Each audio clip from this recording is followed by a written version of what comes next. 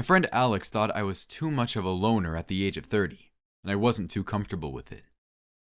I hadn't been in a relationship since forever, and for good reason, but Alex wouldn't listen to my excuses. I was the only single one in our friend group, and according to her, I always felt left out. I didn't feel left out. I tried telling her I was perfectly fine not being in a relationship. I was good at being single. But Alex insisted. She began talking about a dating app and insisted that I sign up for it and see if I could find my partner there. I was skeptical at first. There were barely any good stories from people using dating apps, but I went along with it. Alex helped me set it up, helped me choose a picture to post, and helped me set up my whole account. After that, all I had to do was wait and see if I could find a match. At first, I didn't bother. I truly wasn't looking to find anyone. But then I heard the ping of a notification coming from the phone, and I was too curious to not see, wondering if I truly found someone that I matched with. To my surprise, a man had sent a message, and I checked him out. He was easy on the eyes, with glasses identical to mine sitting on the bridge of his nose. He was also into astrophysics as much as I was. He liked to read, enjoy sunsets, and was looking for a long-time girlfriend. He sounded too good to be true, and I stared, astonished that he had messaged me. I contemplated for a moment before texting him back, and soon enough, we texted for hours about everything and nothing. It felt good to talk to someone who wasn't my friend, or the barista from Starbucks, and to flirt a little. It made me wonder if Alex was right about me being a loner. The man named Dean asked if I wanted to hang out. He suggested Starbucks, and I couldn't say no. It was like living in a dream. It felt all too perfect. He knew exactly what to say in the right place, and he was equal parts funny and smart, and also handsome. There had to be a slight flaw, something that would make him just a little less perfect. I didn't know what it was now, but I wouldn't find out. I just hoped it wouldn't be a deal breaker because I was starting to like him. The next day in the evening, Dean and I met at Starbucks. I found out that even our favorites are similar, and it felt as though fate brought us together. He made me laugh more than anyone in a while. I was glad I had gotten into dating. When we both finished our coffee and didn't have another reason for staying at Starbucks, I felt slightly bummed. I didn't want it to end, so I suggested that we check out this restaurant. And after that, I followed him into his house. Dean lived in a slightly sketchy environment, with dark alleys and barely anyone walking around. It was sweet. I wanted it to go on forever. Well, until I felt the hilt of a cold blade against my neck. He stopped and held me still. I was too shocked to find that he had a knife placed right where my jugular was. I could barely breathe as I watched him, wondering where the sweet guy went. His eyes looked angry now and filled with rage. "Dean, what is this? You don't want to do this." I tried to reason with him, but he only smirked. "I have waited so long for this, so yes, I want to do this." I didn't understand what he meant, and he looked annoyed at my confusion. I was aware that it would take him seconds to slash my throat and kill me. I wasn't strong, especially not against him. I quivered with fear, and I wondered what to do. All I could do for now was stand still and stall him long enough to think up something better. "What do you mean?" I asked him, and he only shook his head and pressed the knife further into my neck. I wasn't cutting anything, but I felt the pain from the pressure on it. He was holding me tightly, my hands wrapped behind his back, but one of his hands held me in place. I was terrified. I wanted to scream, but I wasn't sure anyone would hear me. "Dean, please," I begged him, but I knew he wasn't listening with the way his eyes turned red. "I will add you to my collection. I have been waiting, and now I have you." I asked him what he meant, and he told me everything. I couldn't remember him, but he did. We were classmates in high school, and he had a crush on me. He tried talking to me, but I humiliated him and refused to hear him out. He had been harboring me in his mind. He wanted to do things to me that would leave me traumatized. He didn't want to kill me yet, but he said he would. Tears sprung in my eyes. I should have known he was too good to be true. It was all too perfect. I didn't know I was a target. He was waiting for the right time to get me. Dean finally removed the knife from my neck, but he didn't let me go. He tied my arms and legs and took me to his basement. The basement was putrid. It smelled horrible, and I was terrified to see that the basement was filled with human remains, limbs and eyeballs plucked out, and a head that stared back at me with its sockets empty. I wanted to vomit the contents of my stomach, but I didn't want to anger him any further than he was. It turned out that it didn't matter. Dean returned with a knife. It was a little blunt. The wicked gleam in his eyes was still there. He gagged me so I wouldn't scream, and then he dragged the knife around my legs and arms. He pressed the knife so hard that it began to draw blood. Hot pain seared through my entire body. My eyes wouldn't stop letting down tears, and I clenched my gag as I couldn't scream. He did it over and over again, the blunt knife tracing my entire body and opening my skin with how deep he went. The pain nearly blinded me. He looked at me, annoyed. "I don't like how your eyes water." I wanted to say I was sorry, that he should stop, and that I would leave and never tell anyone about him, but I couldn't. My voice was muffled, and he didn't want to stop. He brought the knife to my face and slashed hard. Blood gushed out. My vision blurred even further. Then he used the knife and plucked my eyeballs out one at a time. The pain was insane. I didn't know anything could be this horrible. I couldn't see anymore. I was crippled by the pain, and I cried and cried, but there were no tears. I could feel every painful sensation. I could feel the tip of the knife as he continued to slash at my skin, until he got bored and left me there, leaving me to rot. Dean never came back to the basement. I was blinded and tied up. I passed out.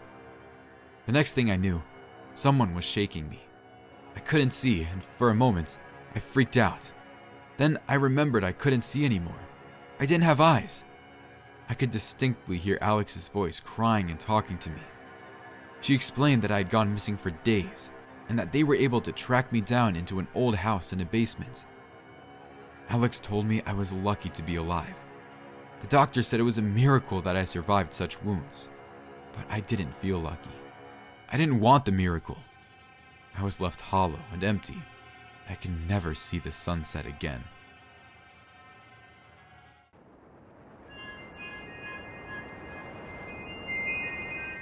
I worked as a janitor at this mental facility for 15 years, and I still think back to this night. Don't tell my brother this, but I peed my pants a little bit because of those women. At the time, I was working as much as I could. Over the years, I accrued some debt, so whenever my coworkers needed a shift cover, I was there for them. So when I was asked to cover someone's overnight shift on Halloween so they could go to a party, I said yes with no hesitation. The night shift was an easy gig. They really just have you there so they can call you if one of the patients makes a mess. There's no list of expectations you need to hit to make the big man happy. You walk around with your cleaning supplies and sweep up debris if you spot some. Most do this for the first few hours, then hide in a closet and play on their phone for the rest of the shift. I usually bring a book to read. If someone needs you, they call you over a walkie-talkie. I thought it would be easy money, and I'm old, so I didn't feel like I was missing out on any of the fun festivities. I was happy I gave that young man a chance to have some fun. It was a full moon that night. Before starting my shift, I gazed at it and imagined how much spookier it made the holiday for those celebrating. It was an 8-hour shift that started at midnight. I clocked in, grabbed my cart, and started my rounds. Usually, the short-term patients cause more of a fuss than the long-term ones, so I started with them to connect with nurses working that night. It's good to touch base so they know who they're calling if something happens. For the first couple of hours, I walked around the short-term wing. There wasn't much, so time passed slowly. I decided to make my way to the long-term wing. To get to the other wing, you have to walk through a hallway entirely made of windows. As I walked down the walkway, the moon glowed in the sky. I spied the closet where I planned to camp out. I stopped by to drop off my book and some food I brought from home. This was the best closet in the facility because we janitors worked together to sneak a recliner into it. Management never stuck their noses in our business as long as we maintained things, so it was a treat we gave ourselves for our hard work. Management surely wasn't going to give us anything. As I was dropping off my stuff, I heard what sounded like chanting through the vents. I didn't think much of it because that wasn't my department unless people started throwing food around. When I stepped back into the hallway, I could no longer hear the chanting. I almost forgot I heard it. I worked my way around the long-term wing, and it was as silent as always, until I started towards the end of the wing. At the very end of the wing, there is a community room. It has a couple of whiteboards, books, tables, games, puzzles, and other things to help patients pass the time. I walked down the hallway and started to hear the hushed chanting. I peered into the rooms of the sleeping patients to see if it was any of them, but they all slept peacefully. The closer I got to the community room, the louder the chanting became. I couldn't make out the words. They weren't English. It sounded like Latin. Patients weren't allowed in the community room after 9 p.m., and I wasn't sure what the protocol was if I found patients out of bed. People only ever called me on the walkie. I had no clue if I called out if someone would answer. The chanting grew louder and louder with each step. Not because I was getting closer, but the chanters were getting louder and faster. I reached the door and looked inside, and 3 women sat around a star drawn on the ground. I assumed they used ketchup to draw the star because they didn't have access to much else. The women were dressed in pajamas, so I assumed they were patients. I stood outside and I watched. Each sat crisscrossed on the floor with their hands resting on their knees, palms up. Their heads were slightly tipped back, and they chanted in perfect unison. It wasn't a short phrase either. It was long, so their ability to stay in harmony was impressive. I didn't get spooked until I saw a dead cat in the middle of their star. I didn't believe my eyes at first, because where could patients in a mental hospital get a cat in the first place? Maybe it was one of their stuffed animals. Lots of patients have stuffed animals, except their cat looked mangy. Looking closer, I realized the star didn't look like a substance smeared on the floor. Blood flowed off the cat and formed the star. I couldn't believe it, but when I looked at the hands of the women, they were clean. The women continued chanting. I thought I needed to call someone and went to grab my walkie, but before I made a move or a noise, one of the ladies snapped her head in my direction. Her eyes met mine and I stumbled back, dropping the walkie-talkie. I bent down to pick it up, and as I rose, one of the other ladies stood before me. I turned to where they were sitting, and the 2 other women remained. My eyes returned to the woman before me.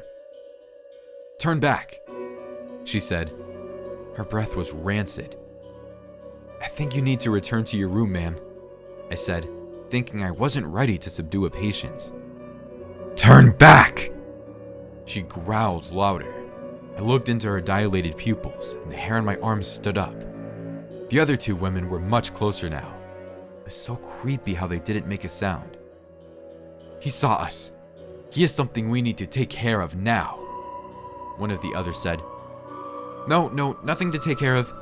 You know, it's my time to take a break anyway, so you ladies carry on. Don't mind me. I'll just listen and, as you said, turn back." They each stared at me as I slowly backed away. Once I was a decent distance away, I turned around and ran as fast as my cart would allow. I returned to the janitor's closet and heard their chanting again. I couldn't just sit in there, so I went to the nurse station in the long-term patient wing to tell them about the ladies pretending to be witches. "Excuse me, miss. I think I need to tell you some patients are in the community room. Looks like they're doing a ritual of some kind." The nurse looked confused. "I just did my rounds. Everyone is in the room. When did this happen?" "About 30 minutes ago." "I mean, everyone is in their rooms. What did they look like? Did you get names?" I told her what the 3 women looked like, and she told me they had no patients matching that description. "But I saw them." "Let's check the community room together. I just heard them chanting not long ago." We walked down the silent hallway to an empty community room. No star was on the floor, no dead cat, no women chanting. To this day, I know what I saw. I didn't make it up, but I also never took a night shift again, no matter how much money I needed.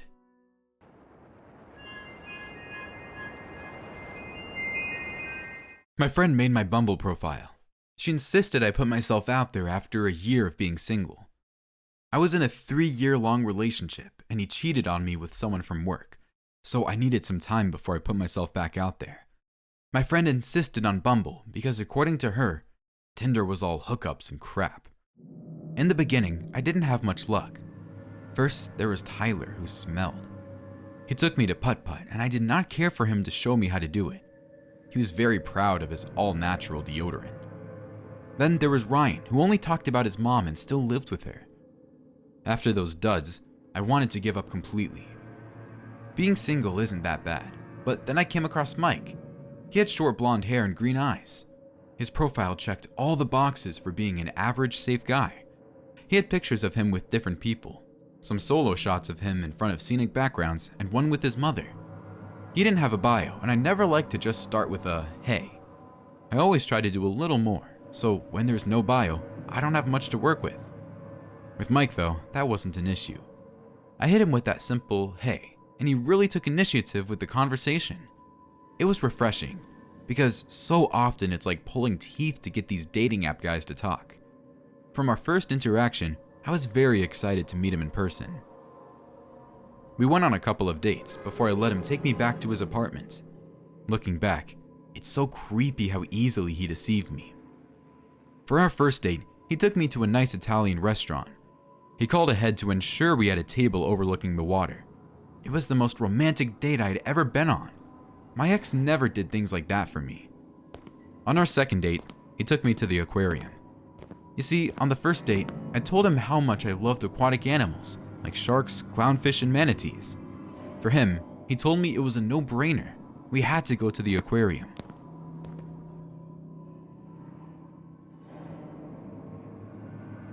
I was so blown away at the thought he put into our dates. I felt like I really found something in him, but we didn't have much in common. He enjoyed hunting, and I'm a vegetarian. He liked to go to bars to drink with his buddies, and I preferred to stay in and read a book. Our differences only helped us have riveting conversations. He would send me sweet little texts throughout the week. One time, he sent me flowers. My ex never did those things. Mike treated me better than anyone else. I was careful because you hear so many horror stories about people you meet online. Mike respected that though. He knew I didn't want to rush into anything and put myself in a compromising position. He told me that's what he liked about me. At the time, I didn't quite know what to make of that. On our third date, he took me to his favorite steakhouse. It was the fanciest restaurant I had ever been in.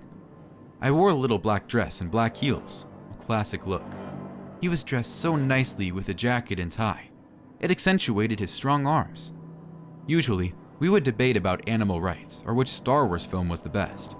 But that night, the conversation took a different direction. He asked about my blood type and if I ever had a major surgery. I tried to laugh it off and asked him, "Why? Looking for a heart donor or something?" He smiled. He had such a charming smile. No, he laughed. "What if something happened to you? I want to be prepared." Mike ordered the largest steak on the menu. As he cut into it, he commented how nice it felt to cut into a slab of meat. I couldn't relate because I don't eat meat.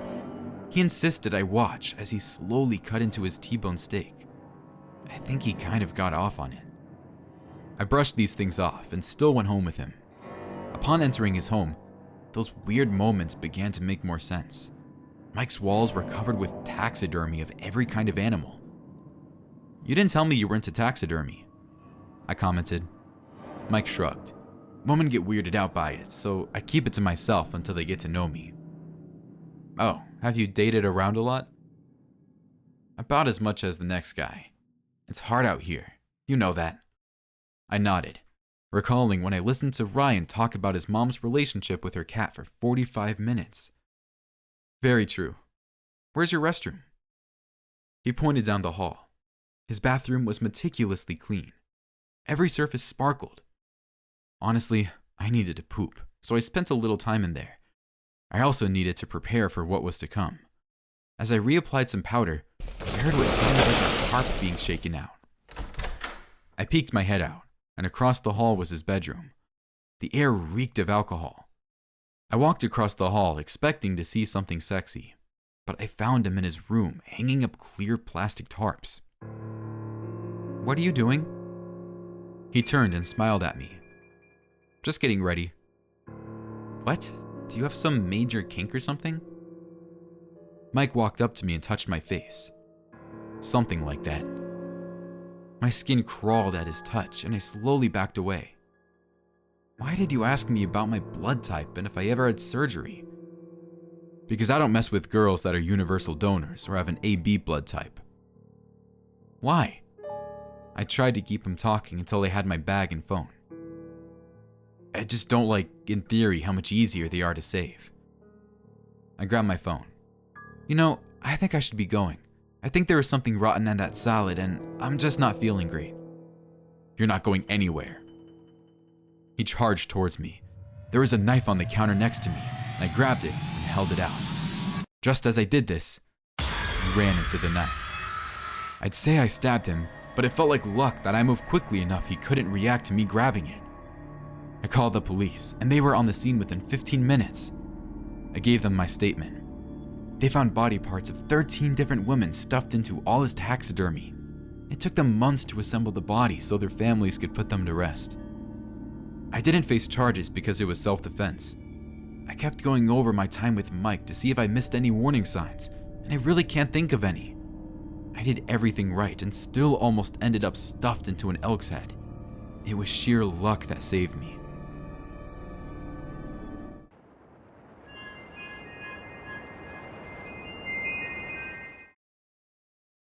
Growing up in a Mormon household, I'd always been unable to do a lot of stuff that other teens were able to do. I didn't go to parties or sneak sips of alcohol. I didn't date, aside from replanned get-togethers with my parents there. Worst of all, I didn't use any kind of social media. Mom said that the internet was full of crazy people. She said that life was too short for me to waste my time making fake friends online. And for the longest time, I believed her.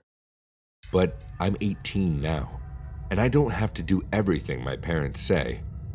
I'm studying at BYU, and while I'm making friends with people who aren't part of the church, I still want to dip my toes into the online world. I knew that if I got an Instagram or a Facebook account, my parents would find out right away. My dorm mate told me about Omegle, which was completely anonymous, and I figured that I could give it a try. I didn't even need to create an account.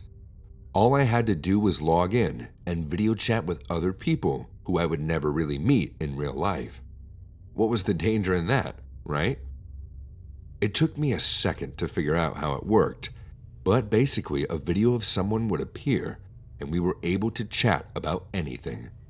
It seemed cool. But as soon as I opened my mouth, those people took one look at me and skipped to someone else. I considered myself a pretty handsome guy, but I guess people can tell from my clothes and my face that I'm just some Mormon loser who has no idea how to use the internet. I spent about an hour trying to connect with people, but I always got skipped, over and over.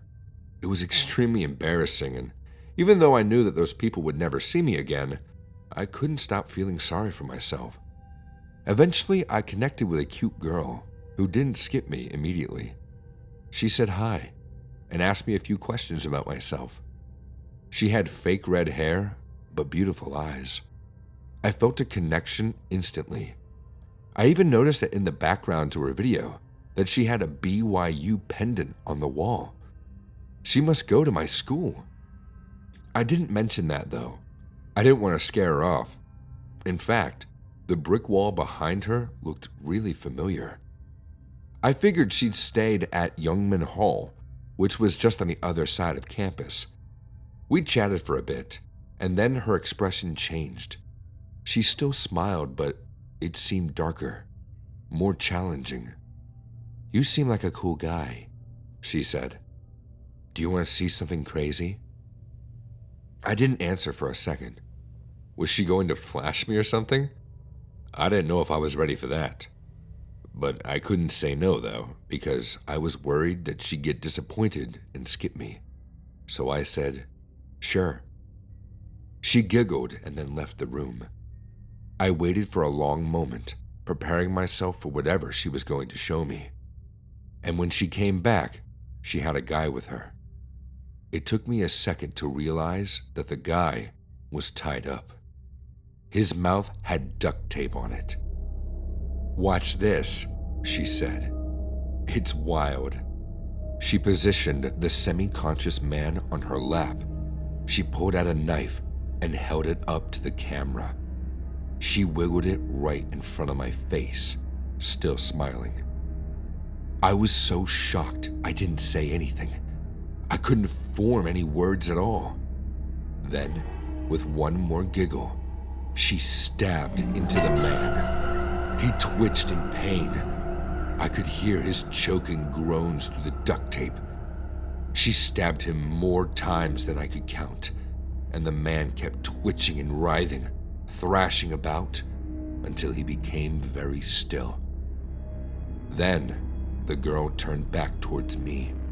Her beautiful eyes locked onto mine. Crazy, right? And with that, the video stopped and ended our chat. The next video came on, an Asian man in a hoodie, and I was too numb to say anything. He stared at me for a second and then skipped me. I slammed my laptop shut. What just happened? Was something happening on social media? Was this the thing that my parents warned me about?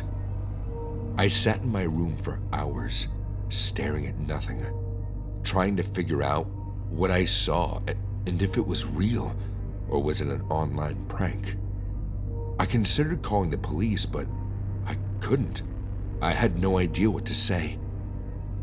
I stayed in my room for the next few days, barely able to talk to my dorm mates.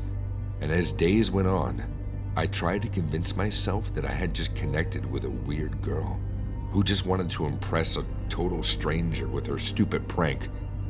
After a while, I convinced myself that that was the case. It couldn't be real. Things like that don't happen in the real world. The next Monday, I went to my classes, finally happy that I had gotten past that one attempt at socializing online. I went to my literature class, which is in the lecture hall with hundreds of students. I took my usual seat by myself. I recognized fake red hair right away. I looked but looked away, trying not to look. But when she turned in my direction, her beautiful eyes locked onto mine, just like they had before. And I knew she recognized me. The room was huge, filled with chatter from every direction, but I could still hear her giggling. After that, I raced out of there, into the hallway filled with students rushing to get to their next class. I tried to blend in. I tried to make sure the girl didn't see me. I rounded the corner, and there she was, leaning casually against the wall. "Hi," she replied. I said nothing. "Do I know you?" she asked. She looked at me for a long time. I could tell that she was messing with me. I don't think so," I said. "No," she responded. "I know I've seen you somewhere, but I can't put my finger on it." She got closer. I was too scared to run. She was so close now that I could smell her minty breath. She leaned towards me and whispered into my ear. "Crazy, right?" Then she pulled back. "I have a feeling I'm going to be seeing you real soon." And then she walked away, and she was gone. It's been 2 weeks since that happened, and I haven't seen her since. But I think about her every day. And whenever I'm alone, I always look around to make sure she's not there.